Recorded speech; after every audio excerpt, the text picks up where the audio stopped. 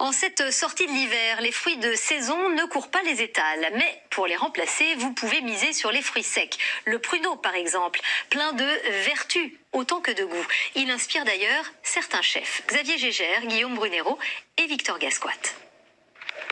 Sur ces arbres pousse l'emblème du Lot-et-Garonne. Aurélien et sa famille cultivent le pruneau depuis près d'un siècle. Confiture, jus, alcool, les pourcelles prêtent à ce fruit une attention toute particulière.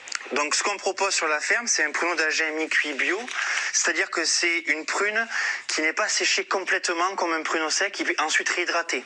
C'est un pruneau qu'on arrête la cuisson au stade moelleux et ensuite on le met en poche, donc il n'y a pas d'eau ajoutée ni de sucre ajouté. Une production naturelle et un fruit aux vertus multiples.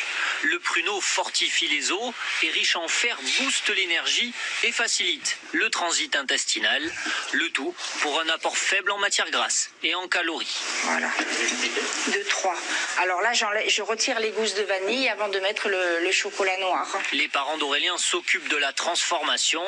Dernière recette en date, cette pâte à tartiner pruneau chocolat aromatisée à la vanille. Une manière d'amener ce fruit sur la table des plus petits et sans huile de palme. Avec le pruneau, on essaye constamment de trouver de nouvelles recettes et le pruneau choc rentre dans cette optique-là, de aussi enlever une image peut-être un peu vieillotte du pruneau. Le pruneau réhabilité aussi au restaurant. Le chef Adrien Ferrand défend ce fruit, idéal pour les plats salés ou sucrés. Avec le pruneau, il y a des tas de choses à faire. Donc c'est un fruit confit, donc il se mixe super facilement.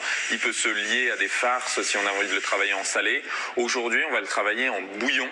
Un bouillon de pruneau, citron et épices, accompagné d'un pain de gêne aux amandes, de quoi ravir les papilles et donner du tonus.